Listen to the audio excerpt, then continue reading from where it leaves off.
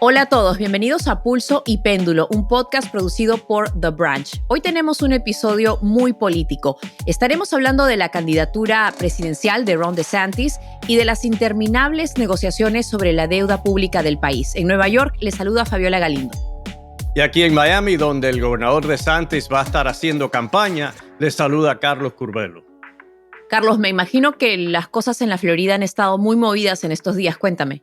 Definitivamente, Fabi, en el Hotel Four Seasons, donde están convocados los que apoyan a Ron DeSantis, ayer por la tarde hubo dos manifestaciones. Una por parte de grupos izquierdistas que estaban criticando a DeSantis desde esa perspectiva, y también había un grupo de personas que apoyan al expresidente Donald Trump que se estaban manifestando contra DeSantis, así que un ambiente muy movido, un ambiente de crispación aquí en el sur de la Florida, donde DeSantis ha decidido venir luego de anunciar su campaña ayer por las redes sociales. Así es, y bueno, algo que se suponía tenía que ser histórico, era la primera vez que un candidato presidencial iba a hacer ese anuncio justamente usando las redes sociales.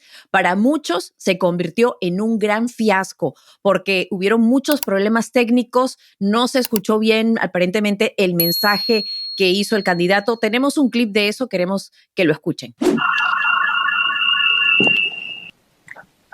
Now it's quiet. All right, sorry about that. We've got so many people here that I think we are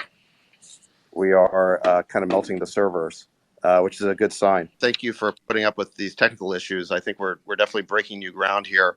As far as I know, no major presidential candidate has ever announced their candidacy on social media this way, certainly in a Twitter space. Well, I am running for president of the United States to lead our great American comeback. Ahí escuchaban al gobernador DeSantis con ese discurso que después de casi media hora de la cita que se había planeado, fue que recién se le pudo escuchar la grabación con estos errores y con estas intervenciones. Fue la que más visiones tuvo en Internet.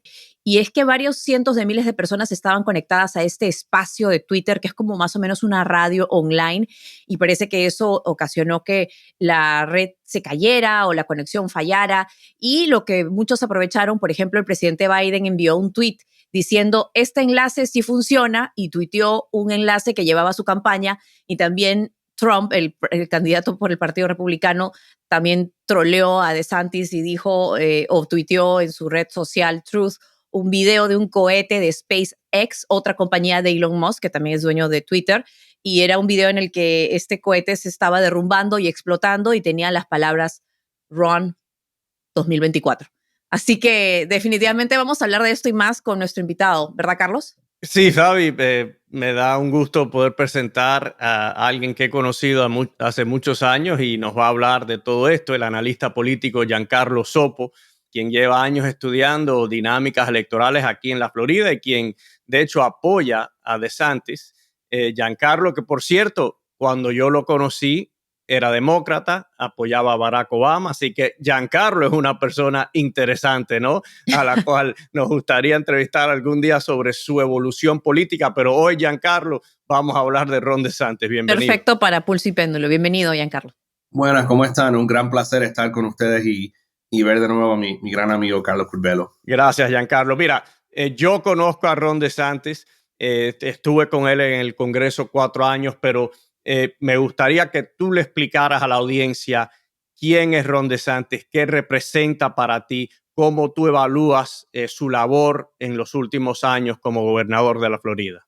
Yo creo que si uno es conservador y ve las políticas de DeSantis, tiene que concluir que ningún líder conservador ha tenido tan gran impacto en lo que es plan de gobierno como el que ha tenido Ron DeSantis desde los años de Ronald Reagan. Ha implementado una política conservadora en la Florida que ha sido sumamente exitosa y, como todos vimos en las elecciones de noviembre, la Florida, que ha sido históricamente un estado que se decide por un punto, él pudo ganar por 20 puntos contra un ex gobernador del estado, o sea, alguien conocido, no era un cualquiera. Y yo creo que realmente es la esperanza de muchos conservadores, de muchos republicanos, sobre todo jóvenes, que queremos una nueva dirección para el Partido Republicano y un nuevo rumbo para el país. ¿Crees que estos tropiezos, Giancarlo, durante el lanzamiento de su campaña van a tener algún efecto, ya sea positivo o negativo? Incluso estamos viendo que en las encuestas de DeSantis está muy por debajo del candidato Trump. ¿Crees que después de ese anuncio va a mejorar y por qué o por qué no? Yo creo que hay que mirar el anuncio desde 3 puntos distintos. Él lanzó su campaña primero con un video digital que se ha visto más de 10 millones de veces. Luego fue la conferencia en Twitter, que es verdad, tuvo unos fallos técnicos por 20 minutos, pero luego les fue bien. Fue una conversación que duró 1 hora, donde pudieron abordar muchos temas que desde el estado administrativo de Estados Unidos, política exterior, inmigración, pudieron abordar muchos temas que son importantes para los republicanos. Y luego hizo una serie de entrevistas, una en Fox News, a las 8 p.m., que es la hora donde típicamente tienen los más altos ratings en ese canal, que eso es probablemente lo que ha visto la mayor cantidad de personas. Entonces, yo creo que hay que tomarlo todo, tener un poco de perspectiva. Yo creo que también todos nosotros que llevamos ya un par de años usando Zoom y otras aplicaciones para comunicarnos, entendemos que los fallos técnicos suceden y además no fue culpa suya, fue culpa de Twitter, que realmente no pudieron anticipar. Más de 1 millón de personas se entraron a ver lo que se llama el Twitter Space con Ron DeSantis. Rompió un récord dentro de Twitter y sobrecargó los sistemas tecnológicos de la compañía. Giancarlo, sí, yo pude escuchar gran parte de la discusión y sí, es lamentable que al principio hubo esos problemas técnicos, porque obviamente es lo que está haciendo titulares, porque en realidad la discusión yo creo que fue constructiva para las personas que querían aprender sobre el señor DeSantis, escuchar su perspectiva sobre diferentes políticas, explicar algunas de las medidas más controversiales que ha tomado. De verdad que fue muy interesante, así que ojalá que él tenga la oportunidad para seguir haciendo eso, ¿no?, en las próximas semanas. Pero tú eres un hombre de números. ¿Cuál es la ruta para que Ron DeSantis derrote a Donald Trump en una primaria republicana? Porque en este momento pareciera que fuera muy difícil, ¿no? Yo creo que tenemos que poner hacia un lado las encuestas nacionales. Tenemos que enfocarnos en los primeros estados, que son Iowa, New Hampshire y Carolina del Sur. Las encuestas en esos estados son distintas, muestran un campo distinto. Obviamente, el expresidente Trump todavía lleva una ventaja, pero no por los mismos márgenes que se ven en las encuestas nacionales. Y de hecho, lo que muestran las encuestas en esos primeros estados es cuando es Donald Trump contra Ron DeSantis y son uno contra el otro, sin los otros candidatos, están casi empatados. Y yo creo que eso va a cambiar la dinámica porque Ron DeSantis es un hombre joven, es un hombre que tiene una familia muy hermosa y en esos estados uno tiene la oportunidad de conocer personalmente a los candidatos, como son estados pequeños. Se aparecen en los restaurantes, en las iglesias, hablar personalmente con los votantes. Y yo creo que eso va a cambiar mucho la dinámica de esta contienda. De cierta forma me recuerda a la campaña del 2007-2008 entre Barack Obama y Hillary Clinton. Hillary Clinton tenía una clara ventaja en todas las encuestas nacionales de 30 a 40 puntos, pero si nos fijamos en los primeros estados, como Iowa y New Hampshire, las cosas lucían distintas y estamos viendo una dinámica similar aquí. Esto, pues, alguna gente lo describe como David contra Goliath. Vamos a ver si eso es lo que sucede, pero yo no creo que se puede descartar la posibilidad en lo más mínimo de que Ron DeSantis sea el nominado republicano, el candidato republicano en el 2024. Giancarlo, yo quisiera preguntarte, ¿hay analistas republicanos o personas del Partido Republicano que todavía creen que hay que unirse y respaldar, obviamente, al expresidente Trump? ¿Creen que el trumpismo es el Partido Republicano y que la falla, de alguna manera, durante las elecciones de medio término hace unos años, fue justamente que los republicanos no apoyaron a estos candidatos que apoyaba el presidente Trump y por eso no ganaron con esa ola roja que se esperaba y que nunca sucedió, ¿verdad? ¿Tú crees que en algún momento eso va a llegar a ser realidad para ti o para personas que apoyen a candidatos como DeSantis que no son Trump? ¿Van a tener que reconocer que el partido sigue siendo trumpista o crees que eso está ya en su ocaso? No, mire, yo creo cuando uno mira los números y les preguntas a los republicanos si se identifican con Trump y el movimiento MAGA o si son más del movimiento de Ronald Reagan, el partido republicano más tradicional, yo creo que las cosas están muy parejas, es como casi 50-50. Es una cuestión también de entusiasmo. ¿Quiénes son los que salen a votar? Y Trump realmente sabe cómo movilizar a la gente que salgan a votar. Ahora, también hay una coalición muy grande, incluso de mucha gente que nos gusta. A mí hubo muchas cosas que hizo Donald Trump que me parecieron geniales. De hecho, tuve la oportunidad de trabajar por él en el 2020. Entonces, no es nada personal contra Donald Trump, pero la pregunta ante nosotros ahora no es si nos gusta Donald Trump. La pregunta es quién es el mejor candidato para ganarle a Biden. Y las encuestas ahí son clarísimas. Las encuestas que están bien hechas, las encuestas serias, muestran que Ron DeSantis le gana a Biden y Donald Trump le pierde a Joe Biden. Y esto hasta lo muestra una encuesta del propio encuestador de Donald Trump. Entonces, tenemos que ser ¿sabes?, honestos con nosotros mismos y poner el mejor candidato, porque lo que los republicanos sí no queremos son 4 años más de Joe Biden en la Casa Blanca. Giancarlo, déjame hacerte una pregunta al respecto, porque es interesante algo que ha sucedido. Ya hace meses que la campaña de DeSantis o los que lo apoyan han hecho este argumento, ¿no?, de que Trump no puede ganar. Ya Biden derrotó a Trump en el año 2020. Sin embargo, ahora el expresidente Trump y su campaña están diciendo, no, el que no puede ganar es Ron DeSantis porque se ha ido muy al extremo en temas como el aborto, en temas como el derecho a portar armas. ¿Qué creen ustedes de esos argumentos? Y para mí es interesante porque en una primaria republicana el expresidente está atacando a DeSantis sobre puntos que casi siempre son populares en la primaria republicana, ¿no? El votante republicano que participa en primarias apoya las restricciones al aborto. Sin embargo, Trump yo creo que se está arriesgando al atacar a DeSantis en ese sentido, ¿no?, por la prohibición después de 6 semanas al aborto aquí en el estado de la Florida. Yo creo que ese argumento le hace daño a Trump en un estado como Iowa, donde los votantes cristianos y conservadores son fundamental para ese estado. Yo creo que ese argumento es peligroso y en términos de una elección general no creo que tenga mucha validez. De hecho, yo acabo de ver una encuesta en la que, ¿sabes?, en el 2020 Donald Trump le perdió a Joe Biden por 5 puntos.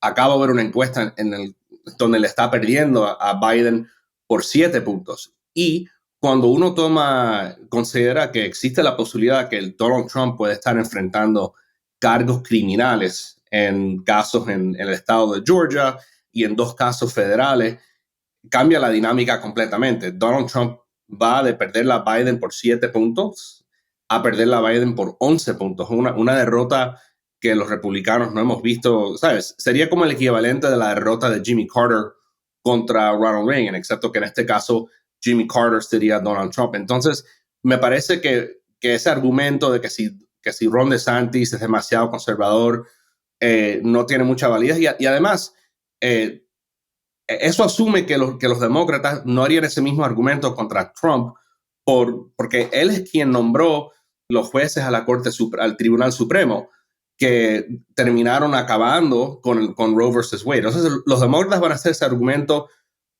ya sea Ron DeSantis o Donald Trump, el nominado del partido. Pero el problema con Trump es que tiene todos estos otros factores externos. Uno puede decir que sean injustos o lo que sea, pero están ahí. Y cuando los votantes se enteran de ellos, quienes no sean republicanos, los independientes y los demócratas de centro, se van todos con Biden. Yo quisiera preguntarte, ¿cómo luciría un Estados Unidos con un presidente como Ron DeSantis? Y antes de que me contestes, quisiera mencionar alguna de las leyes que ha aprobado recientemente, incluyendo justamente una que le permite seguir siendo gobernador mientras busca la presidencia, ¿no? Pero, por ejemplo, tenemos la ley HB 543, que permite que las personas lleven armas, si no me equivoco, sin un permiso o entrenamiento. También está la ley SB 300, que ya sabemos, la mencionaba Carlos, prohíbe el aborto después de las 6 semanas. También está la ley SB 450, que más o menos reduce la cantidad de personas en un jurado que deben acordar para una pena de muerte o deben estar de acuerdo para emitir una pena de muerte. Y bueno, las leyes antimigratorias más fuertes que hemos visto en el país, como la más reciente, que prohíbe que algunas personas incluso transporten indocumentados al estado de la Florida. ¿Así luciría un Estados Unidos con DeSantis como presidente? Yo creo que hay una diferencia entre los poderes de un gobernador y los poderes de un presidente. Yo no estoy de acuerdo, te lo digo respetuosamente, de la forma que algunas de esas propuestas fueron descritas. Por ejemplo, la de las armas. Ya existen mitad de los estados en este país, tienen esa misma política. No estoy diciendo que no existe en otros lugares. O sea, es algo que es el récord de DeSantis, ¿no? O sea, existe en otras partes. Lo que te voy a decir en cuanto de una presidencia de DeSantis es que le gusta o no las políticas de DeSantis a uno, lo que ha mostrado en la Florida es que es sumamente efectivo, sabe cómo gobernar. Cuando uno lee la historia, aprende, por ejemplo, que durante la presidencia de Kennedy, él sabía exactamente cuál buró en el Departamento de Estado, quién era el empleado específico que tenía que llamar para solucionar algo, ¿verdad? Y desde entonces hemos visto muchos políticos, incluso muchos dicen que Barack Obama y Donald Trump fueron así, que son más como figuras, no saben gobernar. Ron DeSantis sabe cómo gobernar. Un gran ejemplo de esto fue durante el anuncio de ayer. Los republicanos llevamos más de un siglo quejándonos sobre el liberalismo en las universidades, pero solo nos quejamos, ¿sabes?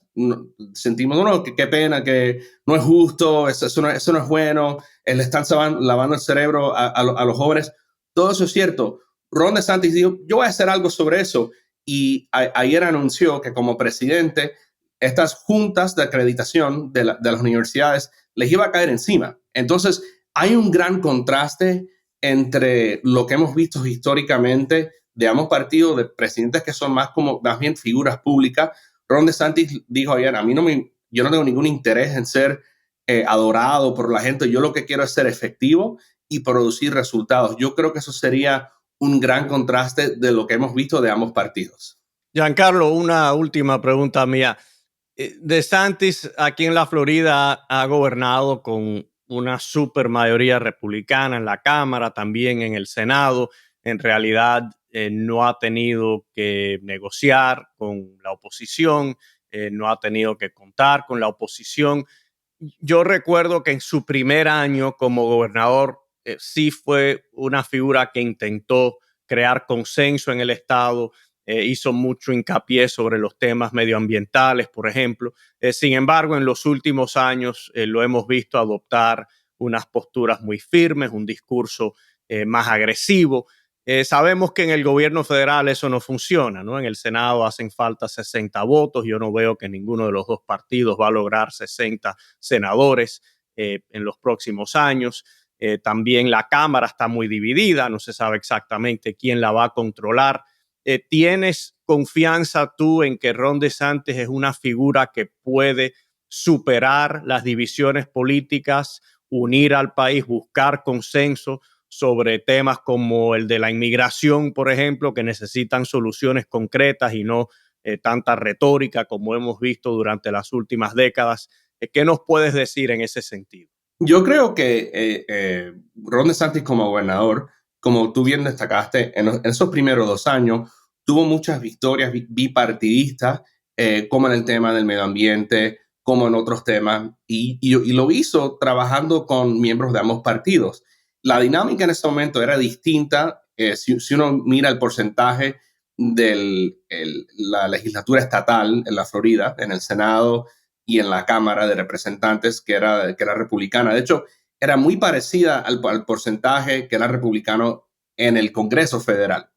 Entonces, yo creo que él se ha mostrado que sabe trabajar con ambos partidos. Obviamente, el estilo de un presidente de Estados Unidos tiene que ser distinto al de un gobernador, porque, por ejemplo, no tiene lo que en inglés se llama line item veto, que puede entrar en un presupuesto y decir, mira, esto aquí mismo lo voy a eliminar.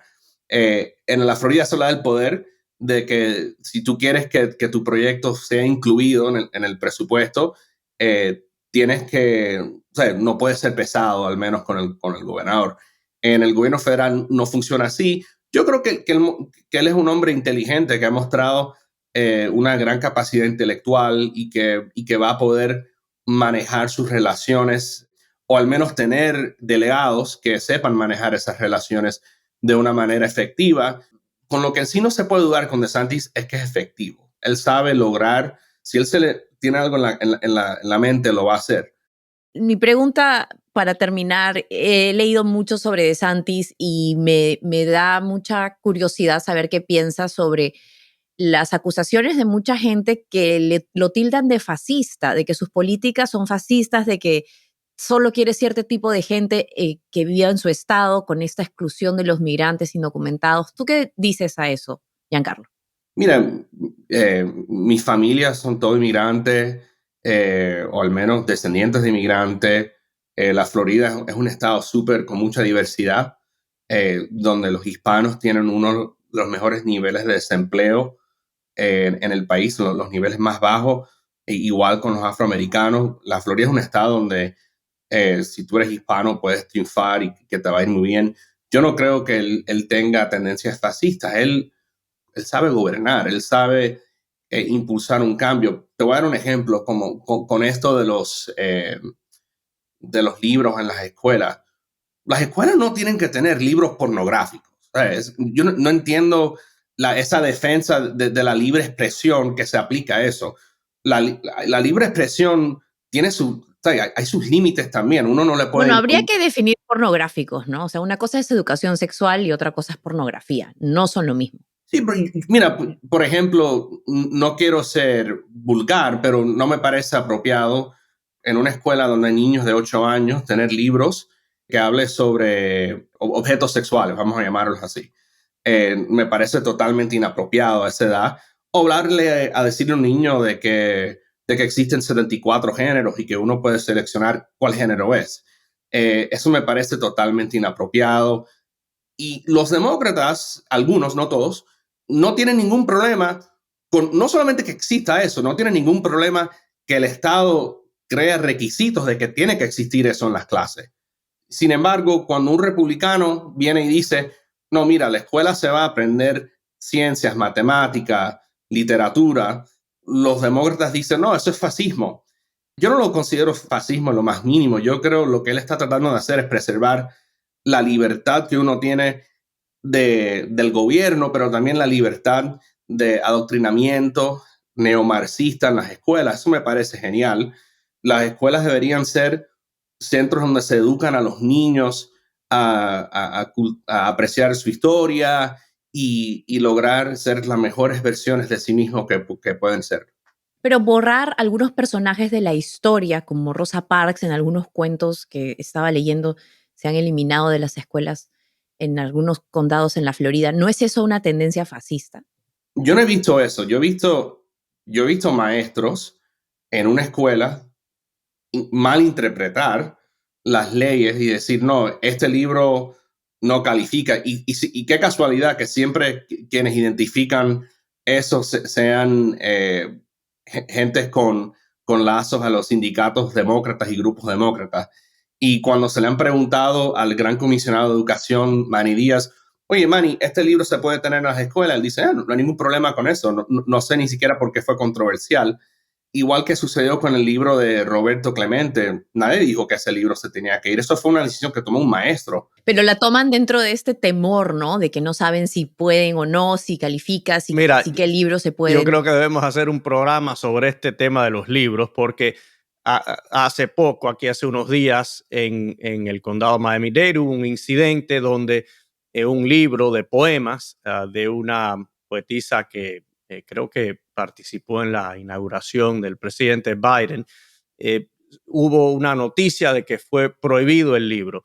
En realidad, el libro que se lo daban a los niños en la escuela elemental, decidieron que por su contenido, que ese libro se debía transferir a las escuelas intermediarias, a los middle schools. Así que en realidad no se prohibió el libro, lo que se tomó la decisión de que, dado el contenido, los niños más pequeños no debían ser expuestos a él. Entonces ya cuando lleguen a sexto, séptimo, octavo grado, sí es apropiado. Así que es un tema muy complejo y es un tema que obviamente se ha politizado. Yo sí creo que la derecha ha sido un poco demasiado agresiva con el tema de los libros, pero algunas de las críticas estas de la izquierda son exageradas y nada, tienen el efecto de crear polémica y de hacer lucir a figuras como DeSantis mal, ¿no?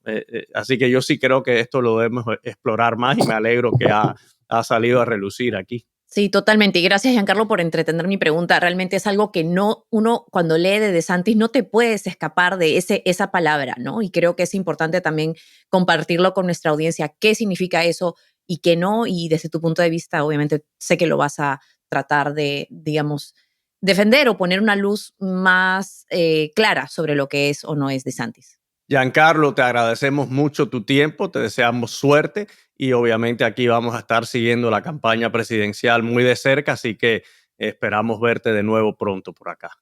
Muy agradecido por la oportunidad, fue una gran conversación y hablaremos pronto. Bueno, Fabi, vamos a ver qué sucede en esta contienda republicana. Sin lugar a dudas, aunque mucho se ha escrito y hablado en los últimos meses de los fracasos de DeSantis, porque no ha tenido una buena racha aquí en los últimos meses después de su gran victoria aquí en la Florida. Esa fue como la cima de su popularidad.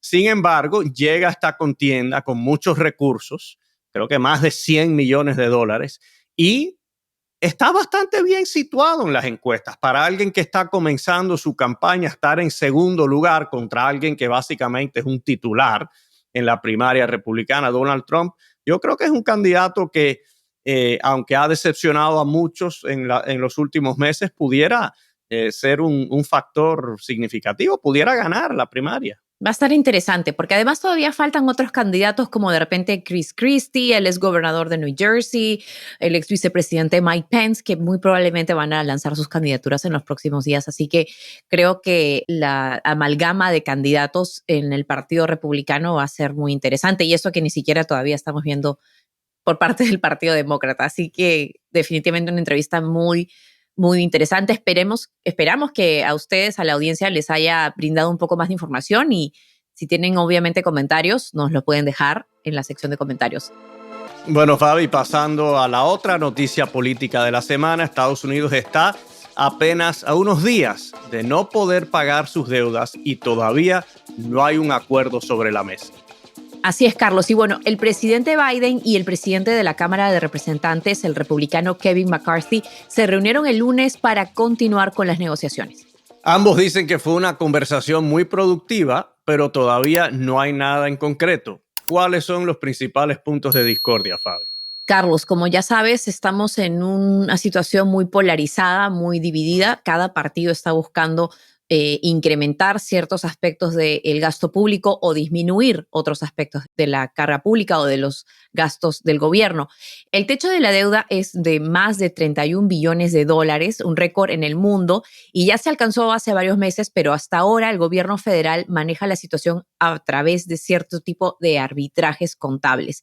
Ahora bien, ¿qué es lo que se está buscando? Por un lado, el líder del Partido Republicano, Kevin McCarthy, quiere incrementar los gastos en defensa y quitar un poco lo que es gastos de discreción en temas domésticos, algo que de alguna manera se despide de la tradición de que tanto gastos domésticos como de defensa suben o bajan de una manera que muestre paridad entre ambos temas, no que simplemente se gaste más en uno y menos en otro. Obviamente, esto no es algo que es nuevo. Carlos, tú sabes muy bien que ya en el año 2011 habíamos experimentado hasta cierto punto una toma del gobierno en la que el Congreso no se ponía de acuerdo, pero ahora estamos enfrentando lo que podría ser un default o un impago de los bonos del Tesoro de Estados Unidos, lo que podría realmente causar una crisis económica, no solamente aquí, sino también en otras partes del mundo, ¿no es cierto, Carlos? Así es, Fabi. Inclusive ya una de las agencias que miden, ¿no?, o evalúan el crédito de Estados Unidos han impuesto lo que se llama un watch, ¿no?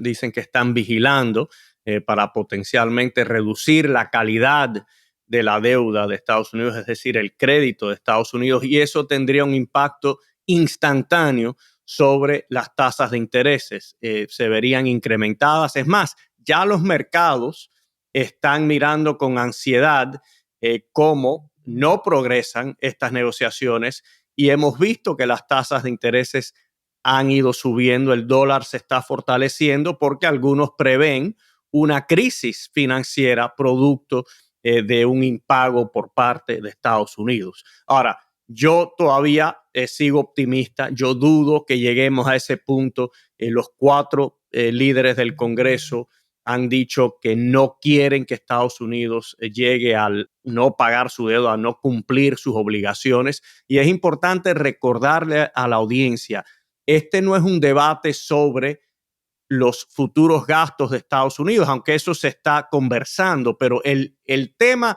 del techo de la deuda, el límite de la deuda, tiene que ver con las obligaciones de Estados Unidos, lo que ya ha gastado Estados Unidos, y la pregunta es si Estados Unidos va a pagar o no sus deudas. No, en realidad es un debate sobre los gastos futuros. Sin embargo, los republicanos sí han aprovechado este momento, ¿no?, esta oportunidad para intentar de lograr algunas concesiones en cuanto al presupuesto federal, y yo creo que sí hay que mencionar que los demócratas están negociando después de mes tras mes tras mes, la Casa Blanca, el presidente Biden decir que rehusaba negociar sobre este tema del límite de la deuda. Están negociando y todo parece indicar que están dispuestos a ofrecerle algunas concesiones a los republicanos. El presidente enojó algunas facciones de su base política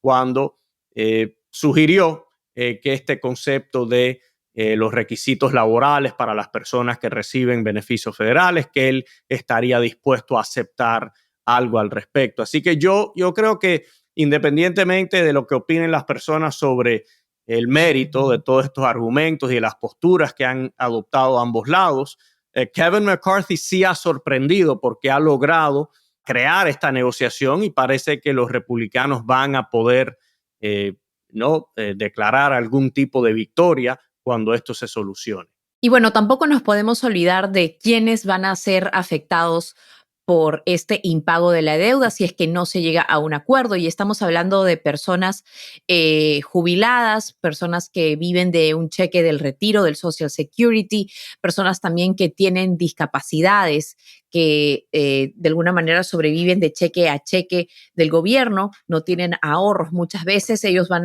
no van a recibir estos pagos si es que no se llega a un acuerdo de la deuda.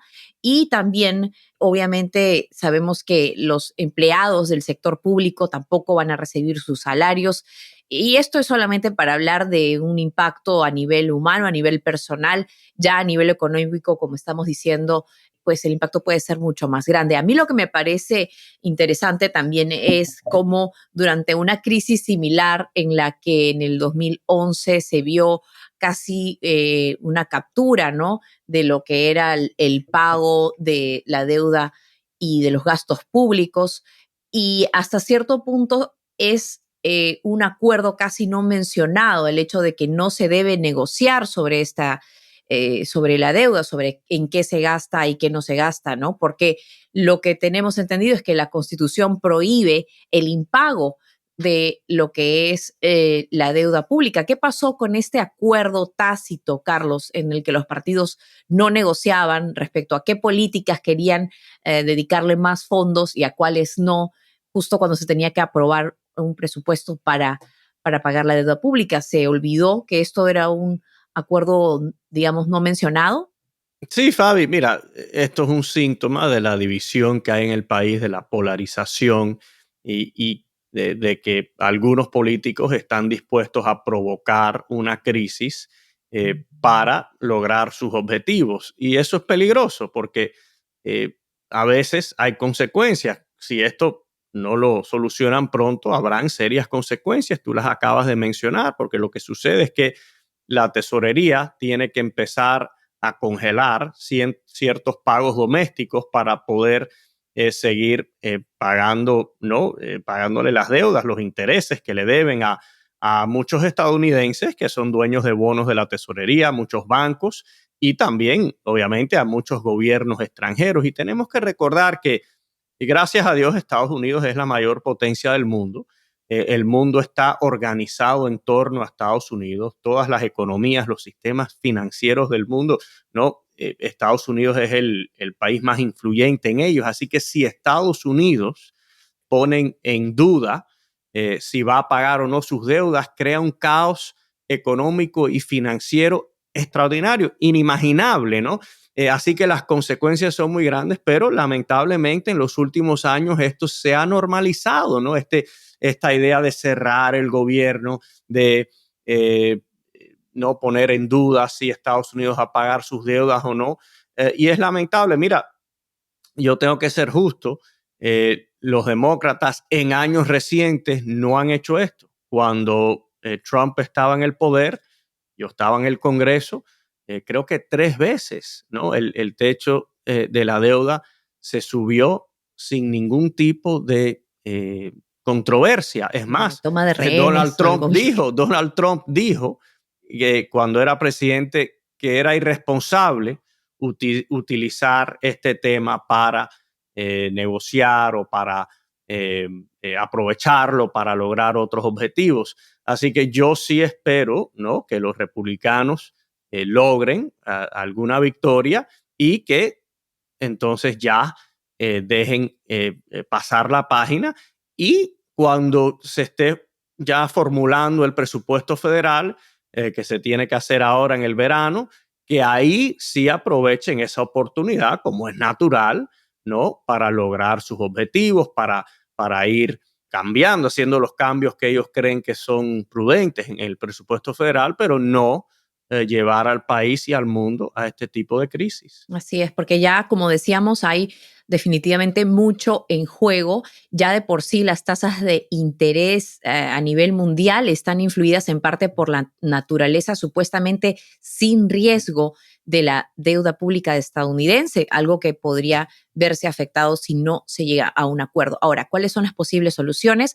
¿Podría hacerse un tipo de extensión a corto plazo? Yo creo que eso es muy probable. Sí. No han llegado a un acuerdo y yo creo que esta semana no van a llegar a un acuerdo. Si no llegan a un acuerdo esta semana, yo creo que vamos a ver una extensión de 2 semanas, quizás un mes. Ahora, algo que me parecía muy interesante, y debido a que esto es una situación casi diferente a otras ocasiones en donde hemos visto esta disputa por la deuda pública, pero algunos congresistas de izquierda están pensando en proponer invocar la enmienda 14, que es una medida muy controversial. No sé si nos puedes explicar un poco más de esto, Carlos. Bueno, es un argumento constitucional de que el presidente tiene el poder de proseguir, ¿no?, sin autorización del Congreso para pagar las deudas de Estados Unidos, porque la enmienda 14 no explica que Estados Unidos no puede incumplir, que tiene que pagar sus deudas. Sin embargo, esto sería sumamente controversial. Inmediatamente se presentaría una demanda ante la Corte Suprema y eso crearía mucha incertidumbre y un caos similar al de una situación de impago. Así que el presidente Biden, Fabi, no quiere tomar esa medida, no quiere ni dar por entendido que la está considerando, porque ellos creen que haría un daño similar al un default, ¿no?, a una situación de impago. Pero bueno, vamos a estar, por supuesto, pendientes a esta situación y como dices, Carlos, hay una posibilidad de que al menos se extienda a corto plazo, ¿no? Para continuar con estas negociaciones. Sí, ojalá, y vamos a estar siguiendo todo esto muy de cerca. Te confieso que yo voy a estar un poco distraído porque aquí en la Florida nos va muy bien, Fabi. El Miami Heat tiene una ventaja de 3 juegos contra 1 sobre los Boston Celtics para ir luego a jugar por el campeonato. Y las Panteras de la Florida, los Florida Panthers, que confieso, yo no soy fanático del hockey, porque imagínate aquí quién juega hockey en Miami, ¿no? Sin embargo, el equipo barrió al equipo de Carolina del Norte y va a la final a jugar por el Stanley Cup, así que quizás Miami, el sur de la Florida, sea la casa del Stanley Cup, del trofeo, ¿no? Del campeón del hockey de hielo. Ojalá que sí, les deseamos mucha suerte con eso. A mí me encanta el hockey y el básquetbol, pero claro, aquí no hemos tenido un Stanley Cup hace Bueno, tiempo. Por cierto, y lamento no haberte lo dicho antes, pero los Heat le ganaron a los Knicks en Nueva York, así que te ganamos. Mira. Tienes que reconocerlo. Casi que, mira, los fans de los Knicks me van a matar, pero ya yo estoy acostumbrada a eso.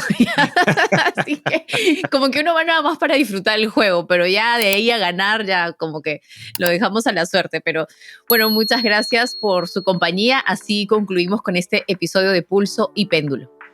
Como siempre, los invitamos a que nos dejen un comentario, se suscriban a nuestro canal de YouTube y nos sigan en Spotify, Apple Podcasts o en la aplicación que más les guste. Saludos y hasta la próxima. Pulso y Péndulo es un podcast producido por The Branch. Mónica Espitia es nuestra productora ejecutiva, Yesenia Moreno y Lucy Cabrera son nuestras productoras asociadas y Maxi Frini es nuestro editor y diseñador de sonido.